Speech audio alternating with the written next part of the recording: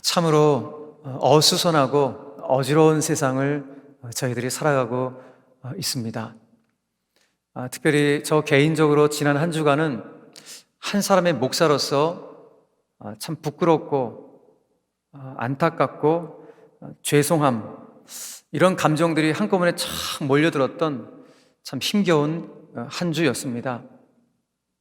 한국교회의 위상이 추락할 대로 추락하고, 또 코로나19의 재창궐로 말미암아 우리 성도들의 삶도 또다시 고달파지고 팍팍해질 것이라는 생각을 하니까 목회자로서 한편 너무 아려오는 마음이 있었습니다. 무엇보다도 사람을 만나지 못한다는 이와 같은 상황이, 사람 만나는 것이 점점 불편해지는 이와 같은 상황이 우리들을 우울하게 만들고 있습니다.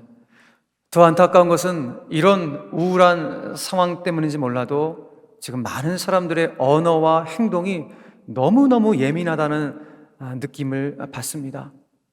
버스 기사가 버스를 탑승하는 승객에게 마스크를 착용하고 탑승해 주십시오 라고 부탁을 하니까 도리어 버스 기사를 폭행하는 어이없는 일이 일어나기도 하고, 심지어 방역을 하는 공무원들을 향하여 침을 뱉으려는 그야말로 상식 이하의 일들이 지금 우리 주변에서 일어나고 있는 것을 보면서 참 모든 것이 분노로 점철되고 있다는 사실을 보게 됩니다. 정말이지 우울한 그야말로 코로나 블루 시대를 살아가면서 분노의 일상화가 점점 가속화되고 있지는 않은지 참으로 걱정스럽습니다.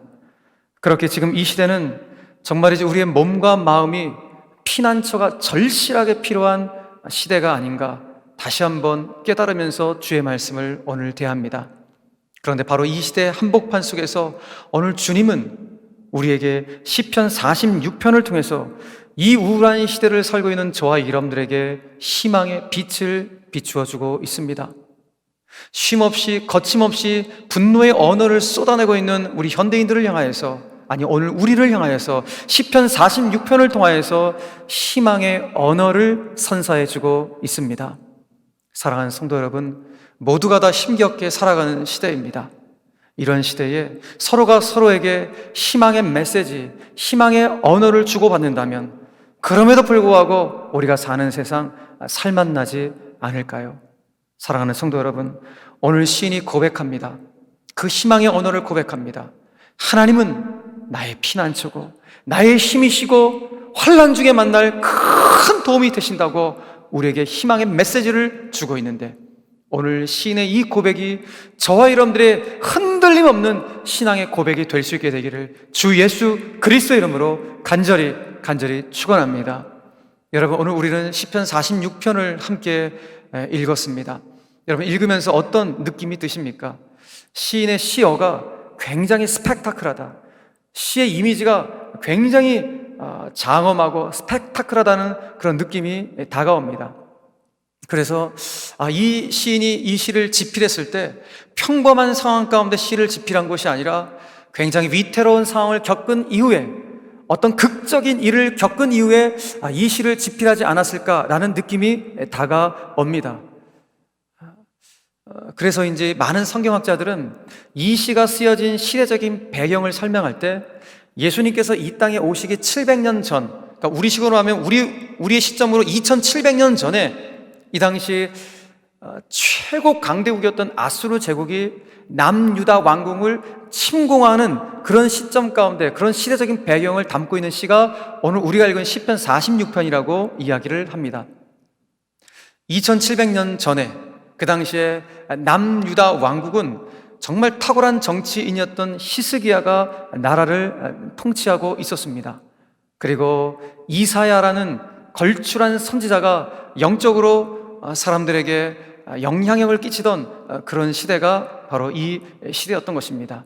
반면에 북왕국 이스라엘은 이미 아수르 제국에 의해서 패망하여서 완전 무너진 그런 상태였고, 이제 남왕국 유다도 점점 압박해 들어오는 이 아수르 제국의 공격 앞에 모든 방어선이 무너지면서 이제 점령당할 직전의 신세 가운데 처해 있게 되었던 것입니다. 그러자 승리를 코앞에 두었다고 장담한 이 아수르 제국의 왕인 산헤립이 히스기야 왕에게 항복하라는 항복 서신을, 굴욕 서신을 보내게 되는 것입니다. 그러나 히스기야는 굴욕하지 않습니다. 항복하지 않겠다고 끝까지 꿋꿋하게 버팁니다.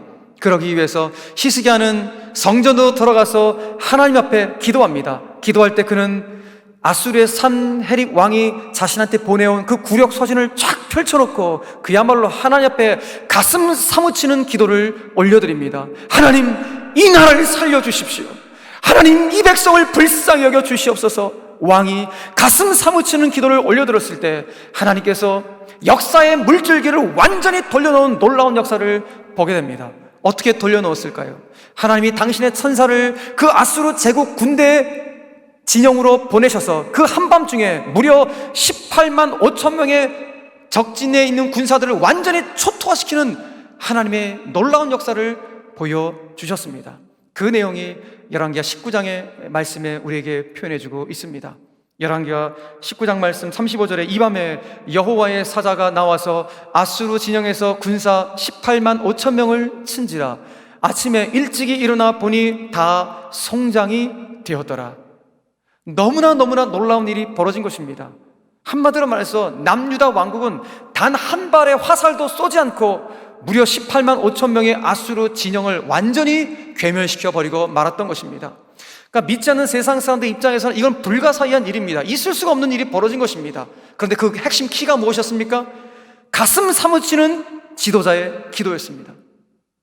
그 한 나라의 지도자의 하나님을 향한 가슴 사무치는 그 기도, 그 기도의 화살이 적진에 꽂혀져서 그 적진이 완전히 괴멸되는 초토화의 역사가 일어나게 되었던 것입니다. 시인은 그것을 목도한 것입니다. 그래서 그 엄청난 하나님의 역사를 목도했던, 기가 막힌 하나님의 역사를 경험했던 시인이 그때의 승리를 기념하여 기록한 시가 오늘 우리가 읽었던 시편 46편의 시인 것입니다. 여러분, 그러니 시인의 입장에서는 그 일촉즉발의 전쟁의 소용돌이 속에서 살아남았으니 그 감격이, 그 감동이 여러분 오죽했겠습니까?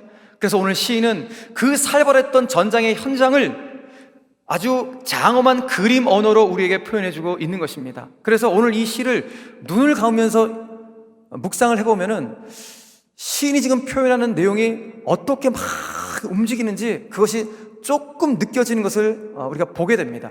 여러분, 오늘 시인이 이 그림 언어로 표현하고 있는데 어떻게 표현하고 있습니까? 땅이 변하고, 그리고 땅이 흔들려서, 산이 흔들려서 바다 가운데 산이 빠져들고, 그리고 바닷물이 무섭게 막 쫙 솟아나고, 그 솟아난 물결로 말미암아 산이 막 요동친다. 이런 언어를 통하여서 오늘 시를 집필하고 있는 것을 보게 됩니다. 여러분, 저는 오늘 시인이 기록하고 있는 이 그림 언어를 보면서 이런 묵상이 되는 거예요. 야, 어떻게 지금 우리가 살고 있는 이 위태로운 상황과 이렇게도 비슷하게 묘사를 해놨지? 이런 묵상이 되었습니다. 그야말로 코로나19 바이러스가 무섭게 다시 쫙 솟아나고 있고, 전 세계는 기후 변화를 통해서 곳곳이 홍수와 가뭄으로 요동치고 흔들리고 있고, 지금 우리 사회는 빈부의 격차가 점점 증폭되면서 흔들려지고 있고, 또 한반도는 여전히 화약고 같은 위태로운 상황 가운데 요동치고 있으니, 이 그림 언어가 지금 우리의 위태로운 상황과 너무 잘 맞아떨어진다라는 묵상이 되었던 것입니다. 여러분, 지금 우리의 처지 역시 여기 나오는 시인이 경험한 것 같은 흔들리는 세상, 어지러운 세상을 우리가 지금 살아가고 있는 것입니다. 여러분, 그런데 이런 흔들리고 어지러운 세상 한복판 속에서도 오늘 하나님은 당신의 자녀들 가운데 반드시 붙잡고 있어야 될 믿음이 무엇인지를 오늘 말씀해주고 있는 것입니다. 어떠한 믿음일까요? 오늘 두 가지를 여러분들과 나누고 싶은데, 가장 먼저는 여러분, 히스기야의 그 가슴 사무치는 기도를 들으시고 역사의 물줄기를 바꿔놓으신 그 하나님이 지금도 살아서 역사하셔서 환난 가운데 있는 우리의 삶을 완전히 역전시켜주고 우리를 도와주실다는 이 믿음을 우리가 가져야 된다는 것입니다. 한마디로 말해서 우리가 믿는 하나님이시야말로 나의 참 피난처가 되신다는 이 믿음을 굳건하게 붙잡고 있어야 한다는 것을 오늘 시인을 통하여 말씀해주고 있는 것입니다. 사랑하는 성도 여러분, 다시 한번 피난처 되시는 주님을 묵상하시고 주님을 붙잡으면서 이번 한 주간 살아가지 않으시겠습니까? 성경 곳곳을 보면서 특별히 시편 말씀을 쭉 묵상하다 보면은 하나님을 피난처로 묘사한 장면들이 굉장히 많이 발견되는 것을 보게 됩니다. 그래서 성경은 피난처 되신 하나님이 구체적으로 어떤 피난처가 되시는가를 우리에게 표현해 주고 있어요. 굉장히 많은데 오늘 여러분들과 세 가지 정도 한번 좀 나눠보려고 하는데, 어떤 피난처가 되시는가? 첫 번째는 바위 같은 피난처가 되신다라고 성경이 말씀하고 있어요.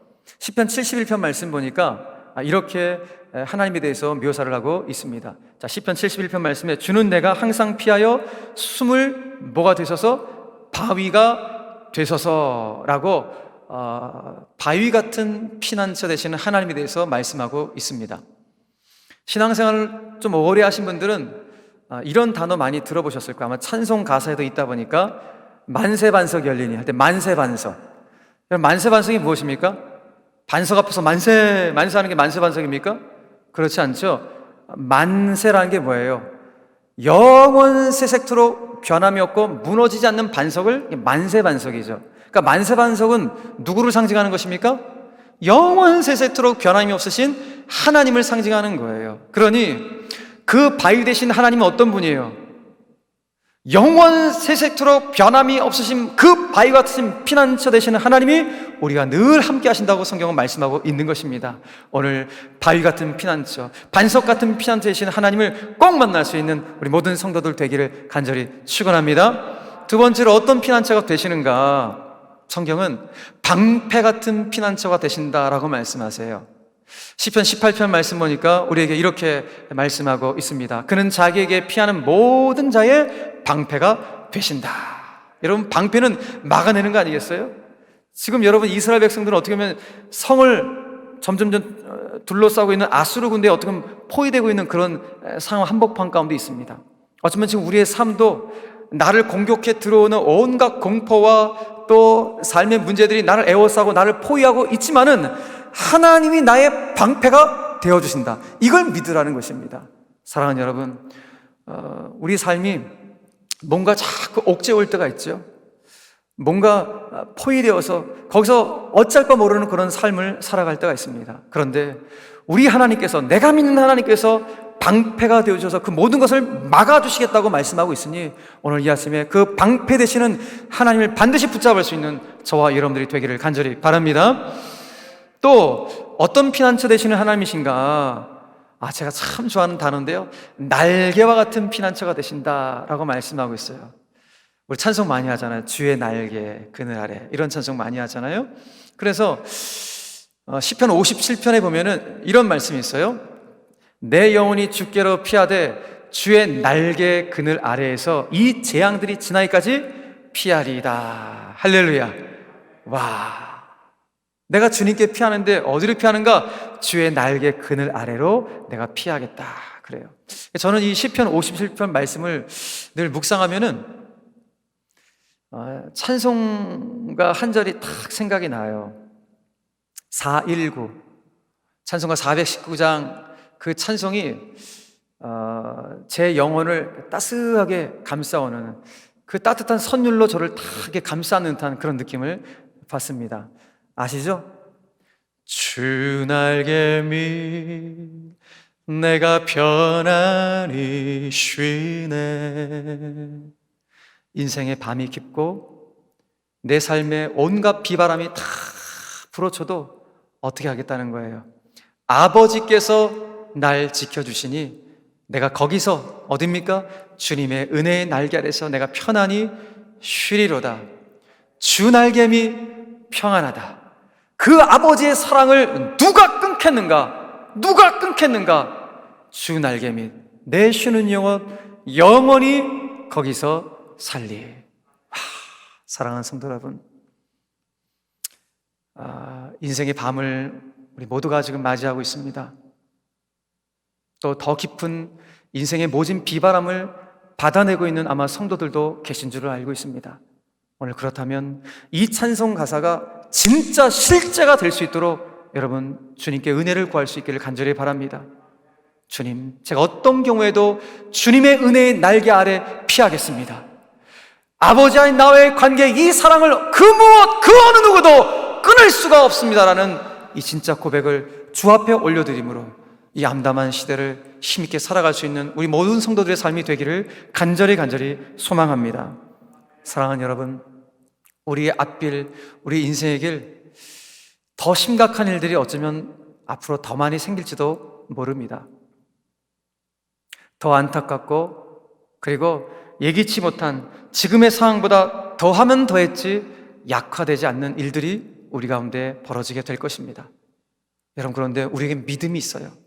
그 어떤 심각한 상황들이 나에게 몰려온다 할지라도 그 심각한 상황은 나를 사랑하시는 아버지의 사랑과 능력보다 약하다는 거예요. 하나님이 더 강하시다는 것입니다. 하나님이 그 모든 상황들을 압도하시고 우리와 함께하고 있다는 사실을 믿으셔야 되는 것입니다. 그래서 하나님의 은혜의 날개 아래는, 하나님이 임재하시는 곳에는, 하나님이 계시는 곳에는 언제나 든든함이 있는 것입니다. 왜 그렇습니까?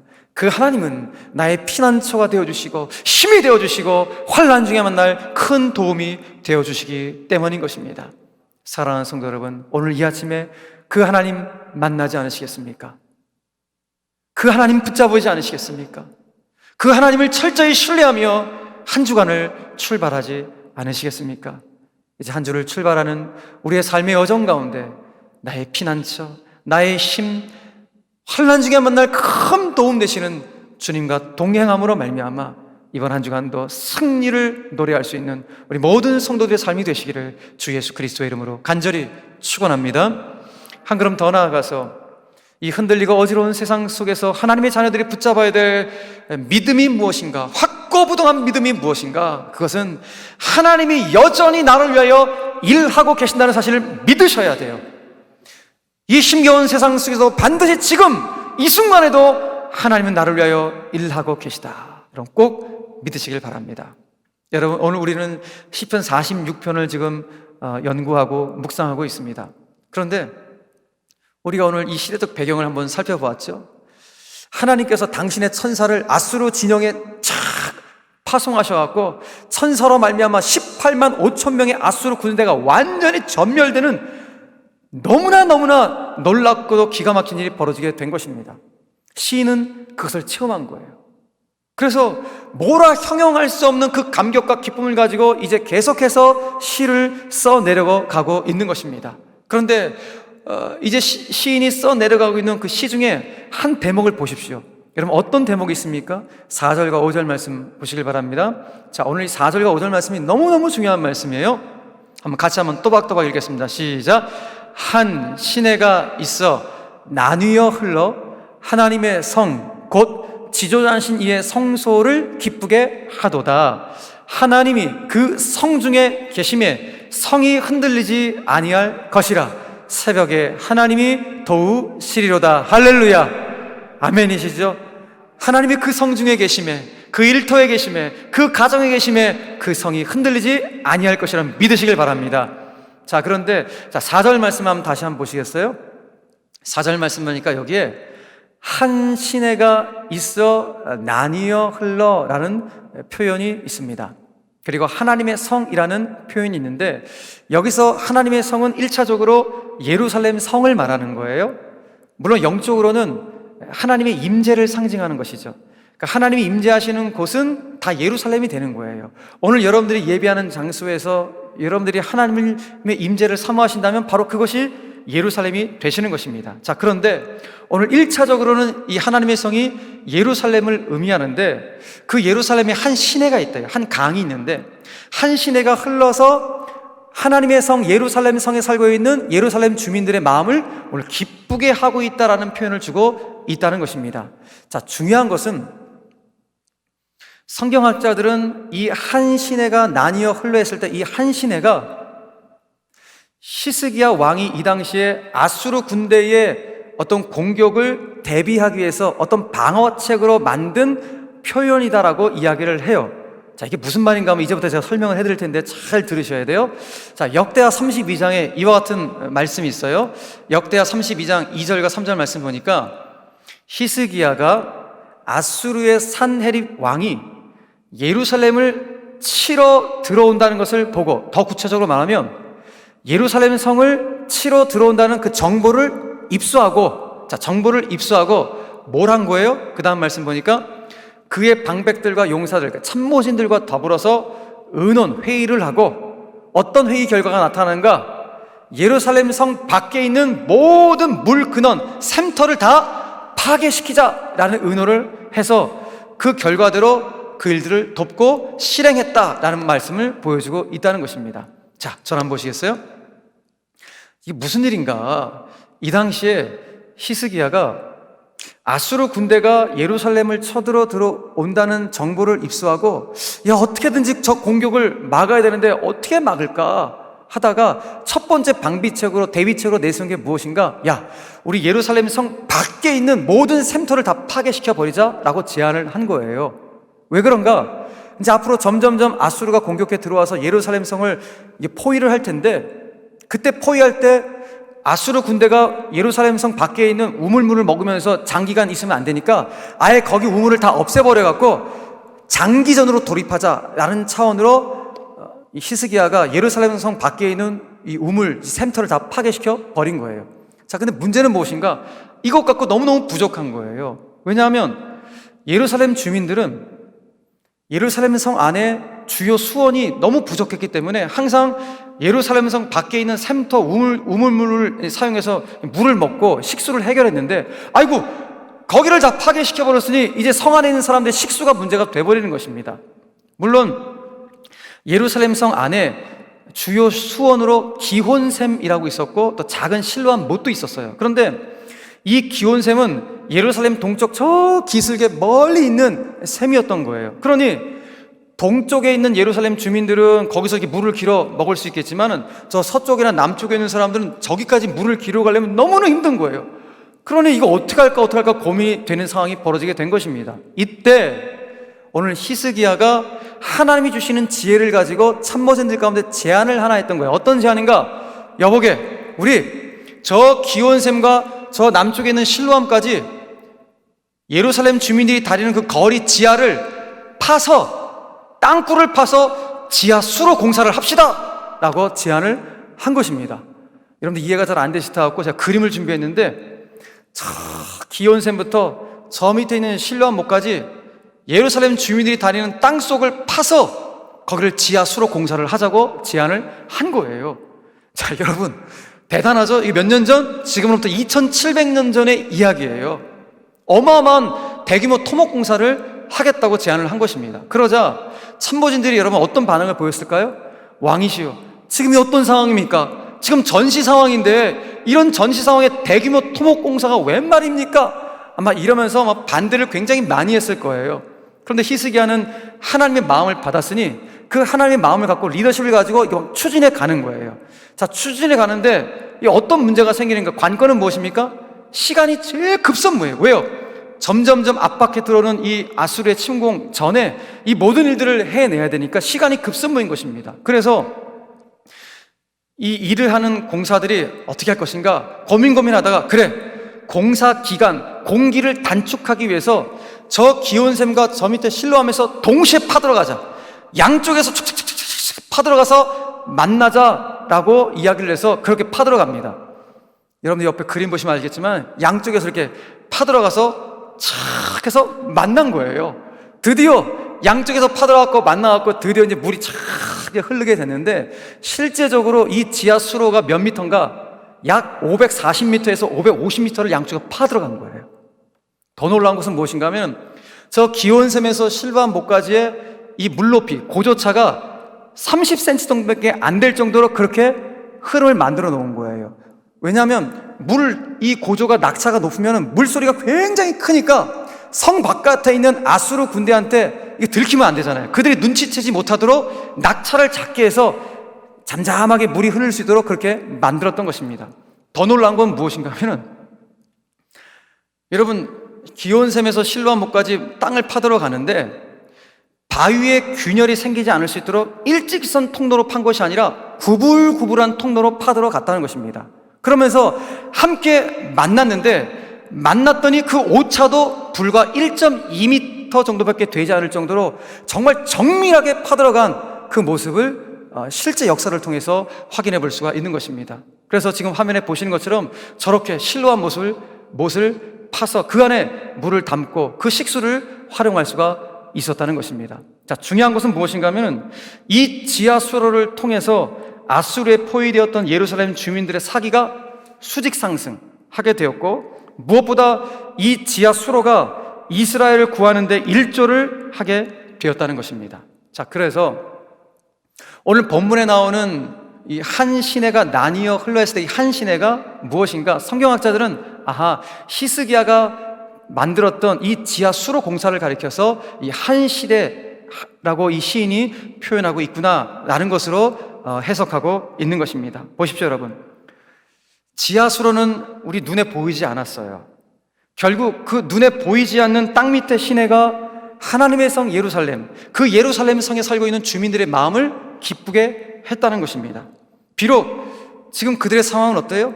지금 이스라엘 백성들의 눈앞에 펼쳐진 상황은 뭐예요? 아수르 군대가 점점점 압박해 들어오는 그 포위 가운데 둘러싸여 있는 그런 상황이지만, 그런 암담한 상황이지만, 그럼에도 불구하고 예루살렘 주민들은 무엇을 본 것입니까? 보이지 않는 비밀의 샘, 그 보이지 않는 그 수자원을 보고, 비밀의 샘을 보고 하나님께서 반드시 우리 가운데 승리를 주실 것이라는 이 승리를 확신할 수 있었다는 것입니다. 너무너무 놀라운 것이죠. 여러분, 우리가 사는 세상도 동일하지 않습니까? 여러분, 우리가 지금 사는 세상도 보이는 것이 다가 아니에요. 세상은 보이는 것만 믿어 라고 이야기하지만 그렇지 않아요. 보이지 않는 세상 가운데 일어나는 질서가 더 많이 있어요. 이 온 세상은 보이지 않는 질서로 지금도 이루어지고 있는 것입니다. 예를 들어서 지금 내 육신의 눈으로 보이지 않고 내 육신의 귀로 들리지 않지만 지금도 지구는 엄청난 소리로 자전과 공전을 지금 이루어가고 있는 것입니다. 그런데 어떤 사람이 나는 내 육신의 눈으로 보기 전까지는, 내 육신의 귀로 듣기 전까지는 지구의 자전과 공전을 난 믿지 못해, 이런 사람이 있습니까? 없어요. 그는 정말 어리석은 사람이죠. 직접 보면 믿겠다는 사람 진짜 어리석은 사람이에요. 여러분, 그러므로 우리가 이와 같은 원리와 질서를 믿는다면, 어떤 질서요? 보이지 않는 모든 운행들이 지금도 이루어지고 있다는 이 질서를 믿는다면, 지금 여러분 우리 눈앞에 펼쳐지고 있는 이 안타까운 현실들, 지금 우리 눈앞에 정말 다가오고 있는 이 혼란한 현상 때문에 너무 두려워할 필요가 없는 것입니다. 그럼 보이는 거예요. 그러나 더 중요한 것은 지금 우리 그리스도인들의 삶의 표지 밑에는 비밀의 샘이 흐르고 있다. 우리 그리스도인들의 삶의 근원 뿌리에는 그 생수의 강이 흐르고 있다는 사실을 믿으면 우리는 보이는 이 문제 때문에 흔들리지 않게 된다는 것입니다. 그 비밀의 샘이 무엇일까요? 성경은 명확하게 우리에게 말씀해주고 있습니다. 그 비밀의 샘이란 생수의 강이다. 더 정확하게 말하는 성령 하나님이라고 예수님께서 직접 말씀해주고 있는 것입니다. 예수님은 요한복음 7장을 통해서 오늘 우리에게 이와 같은 말씀을 주고 있습니다. 누구든지 목마르거든 내게로 와서 마시라. 나를 믿는 자는 성경의 이름과 같이 그 배에서, 그 내면에서 생수의 강이 흘러나오리라 하시니, 이 생수의 강은 무엇을 말하는가? 그를 믿는 자들이 받을 성령을 가리켜 말씀하신 것이라. 믿으시면 아멘. 그래요.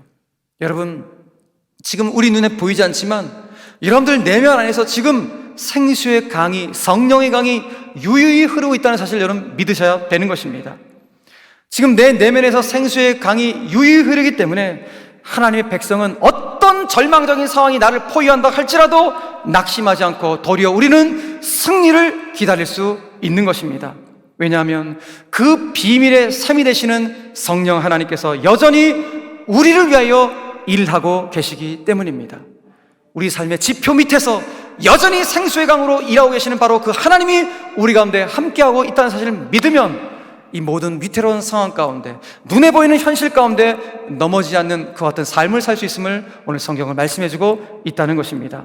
그래서 오늘 시편 기자는 하나님의 음성을 오늘 우리에게 이와 같이 들려줍니다.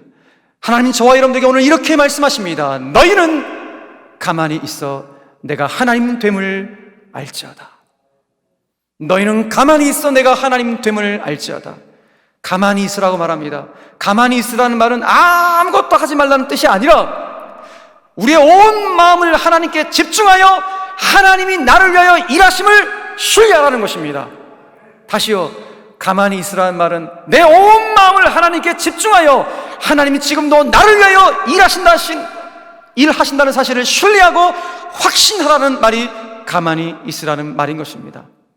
여러분, 그러므로 지금 우리의 삶 가운데 고통과 질병, 슬픔과 좌절, 때론 가난과 외로움이, 온갖 아픔들이 나를 포위하고 나를 둘러싸고 있다 할지라도 여러분, 끝까지 우리가 하나님의 그 마음에 집중하며 나를 위하여 여전히 주님이 일하신다는 사실을 내가 신뢰한다면 여러분, 지금도 우리의 삶의 지표 밑에서 여전히 일하고 계시는 그 비밀의 샘 되신 하나님은 이 위태로운 상황을 이겨낼 수 있는 새 힘과 새 능력을 저와 여러분들 가운데 반드시 주실 줄로 믿으시길 바랍니다. 믿으시길 바랍니다. 바로 이것이 승리의 근원임을 시편 기절을 통하여 말씀해주고 있는 것입니다. 사랑하는 성도 여러분, 한 주가 시작이 되었습니다. 이번 한 주간 주님 우리에게 말씀하십니다. 내가 여전히 너를 위하여 일하고 있단다.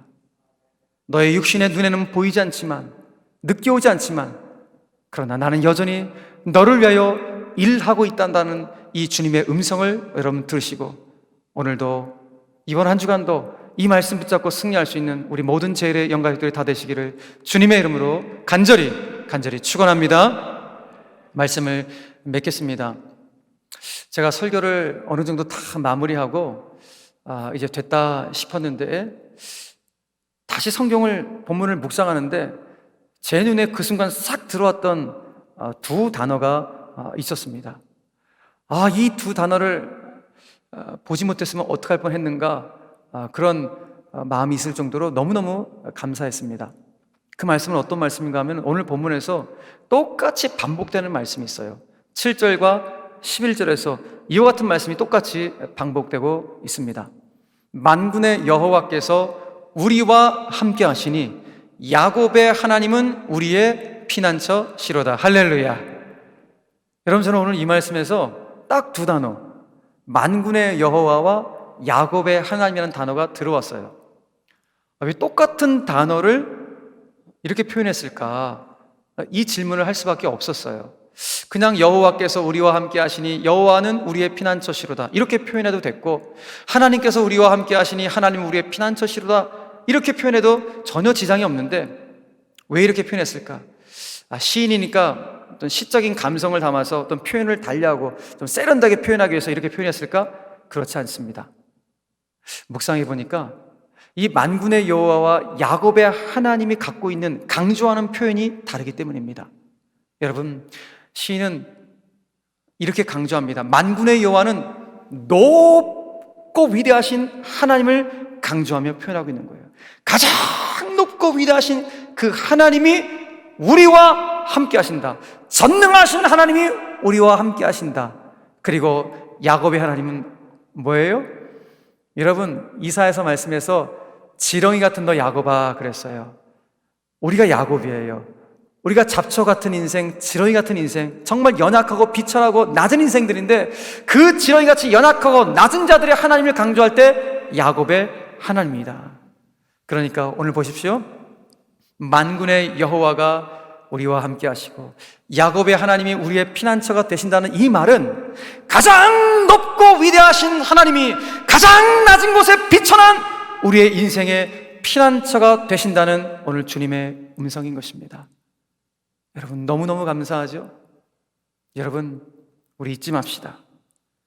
사랑하는 성도 여러분, 우리 무엇보다도 무슨 일이 있어도 만군의 여호와 야곱의 하나님의 손을 놓지 않을 수 있는 저 여러분들의 신앙의 길이 되기를 간절히 바랍니다. 무엇보다도 그 만군의 여호와 야곱의 하나님을 피난처로 우리가 삼았다면, 하나님을 피난처로 삼은 우리의 인생이라면 이제 나도 기꺼이 누군가를 위한 피난처가 되어주지 않으시겠습니까?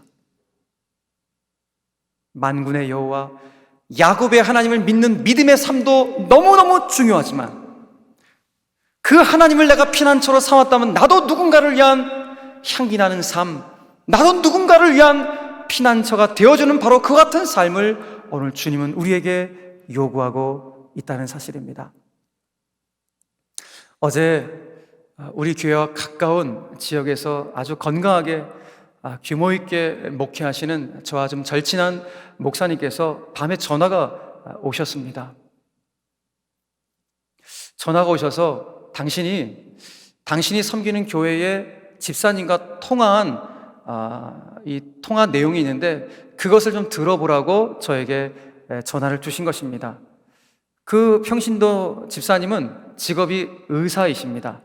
지금 코로나 확진자들을 치료하고 있는 의료원에서 지금 봉직하고 계시는 의사 집사님인데, 이 집사님과 목사님이 통화했던 내용을 들어보라고 보내주신 것이고, 저뿐만 아니라 많은 목사님들 가운데 이 내용을 보내주셨습니다. 저도 그래서 밤에 들었는데 제가 그 통화 내용을 들으면서 너무너무 창피하고 너무너무 가슴이 아팠습니다. 왜냐하면 이 의사 집사님이 그러는 거예요. 지금 병원에 확진자로 들어오는 많은 그 환자들 중에서 예수 믿는 분들도 있고 예수 믿지 않는 분들도 있지만은 그 중에서도 그 의사 선생님 말 그대로 제가 표현하겠습니다. 진상 중에 진상이 예수 믿는 사람들이라는 거예요. 너무나도 의사와 간호사를 힘들게 하는 사람들이 예수 믿는 사람들이다 라는 표현을 하더라는 것입니다. 본인이 그 병원에서 선한 영향력, 예수 믿는 사람으로서 예배도 같이 인도했던 사람인데, 그 예수 믿는 사람들의 그 진상을 보고 예수 믿지 않는 그 의사와 간호사들이 완전히 절레절레 손을 흔드는 그 모습을 보면서 본인이 너무너무 창피했다는 거예요. 이거 어떡하나 다 이 교회를 떠나가겠다, 그런 생각이 들어서 그 안타까운 심정을 그 목사님한테 피력했던 그런 전화통화 내용이었습니다. 심지어 그 의사 집사님이 그 목사님한테 이런 말을 하더라고요. 목사님, 제가 이런 말을 목사님께 드려서 정말 죄송한데 저 솔직한 마음을 드릴게요. 목사님 같은 인격적이고 좀 다른 분들한테 선한 영향을 끼칠 수 있는 목사님들이 더 많이 확진이 되어서 아예 병원에 들어오셔갖고 좀 선한 영향을 끼쳤으면 좋겠습니다, 이런 말을 하실 정도로 지금 병원의 현장이 말이 아니다라는 그 통탄의 통화의 내용을 들었습니다. 왜 이런 모습이 벌어질까요? 지금 한국 교회의 위상이 추락할 대로 추락되어져 있습니다. 왜 그럴까? 우리 목사들 때문입니다. 그리고 지난주 말씀처럼 우리의 신앙의 고백과 삶이 일치하지 않기 때문입니다. 나는 하나님을 피난처로 삼았다고 믿음으로 고백을 하지만 내가 피난처로 삼은 그 하나님을 세상 가운데 보여주지 못하는, 그래서 누군가에게 기꺼이 나도 그 사람의 피난처가 되어주지 못하는 향기 나는 삶을 살지 못하기 때문에 우리의 신앙이, 우리의 모습이 너무나도 안타까운 모습으로 떨어져 있는 그런 현실이 지금 우리가 맞닥뜨리고 있는 현실의 모습인 것입니다. 사랑하는 성도 여러분, 믿음의 삶, 반드시 그 믿음의 삶을 살아가셔야 합니다. 그러나 우리에게는 그 믿음의 삶을 향기나게 보여줄 수 있는, 누군가에게 피난처가 되어줄 수 있는 그 삶도 우리에겐 반드시 필요한 것입니다. 박노해 시인의 겨울사랑이라는 시 한 대목을 여러분들 가운데 드리면서 오늘 말씀을 맺고자 합니다. 시인은 말합니다. 사랑하는 사람아, 우리에게 겨울이 없다면 무엇으로 따뜻한 포옹이 가능하겠느냐? 우리에게 겨울이 없다면 무엇으로 우리 서로 깊어질 수 있겠느냐? 시인은 말합니다. 여러분, 시인이 말하는 겨울은 분명 이 당시 어떤 암울했던 시대상을 반영할 것입니다. 그런데 이 시를 음미했을 때 저에게 다가온 것은, 그 겨울은 인생의 겨울, 우리 가운데 찾아오는 모든 아픔과 좌절과 슬픔과 절망의 순간들, 그 인생의 한파로 저에게는 다가왔습니다. 그런데 시인은 말합니다. 그 인생에 겨울이 없다면 무엇으로 서로를 포옹하고 그 사랑이 깊어질 수가 있겠느냐고 말입니다. 그러기에 우리에게 지금 다가온 눈앞에 펼쳐진 그 모든 안타깝고 위태로운 현실들, 그 인생의 한파들은 빨리 지나가 이것으로 치부할 내용이 아니라 오히려 그 인생의 겨울 속에서도 의미가 있다는 사실을 우리는 받아들여야 되는 것입니다. 왜요? 바로 그때가 누군가에게 피난처로서의 삶을 보여줄 수 있는 향기로운 시간일 수가 있기 때문입니다. 하나님을 피난처로 삼은 자답게 나도 누군가의 피난처가 되어주고 나도 누군가의 사랑의 온기를 나눠줄 수 있는 그 아름다운 삶을 살아갈 수 있는 절호의 기회가 바로 지금 이 위태로운 상황의 삶임을 우리에게 말씀해주고 있는 것입니다. 사랑하는 제1의 영가족 여러분, 이 흔들리고 어지러운 세상, 우리의 얄팍한 지식과 힘으로 살아갈 수 없습니다. 하나님의 은혜가 절실하게 필요한 시대입니다. 그러므로 내 삶의 피난처시고 힘이 되시는 그 만군의 여호와, 그리고 비천한 나를 불쌍히 여기시며 여전히 나를 위하여 일하고 계시는 야곱의 하나님을 저와 여러분들이 철저히 신뢰하고 의지하는 그 믿음의 삶을 살아가시고, 믿음의 삶과 동시에 하나님을 나의 피난처로 삼았다면 나도 누군가의 기꺼이 피난처의 향기로운 삶을 보여줄 수 있는, 누군가의 피난처가 되어줄 수 있는 그와 같은 아름다운 모습으로 이 모든 난관들을 믿음과 삶으로 돌파해 갈 수 있는 우리 모든 제1의 영가족들의 거룩한 삶이 되시기를 주 예수 그리스도의 이름으로 간절히 축원합니다. 아멘.